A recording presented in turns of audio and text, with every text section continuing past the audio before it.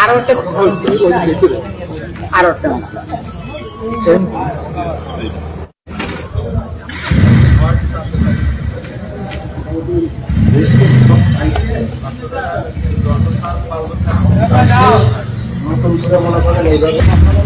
মূলত আপনারা আসছিলেন কেন?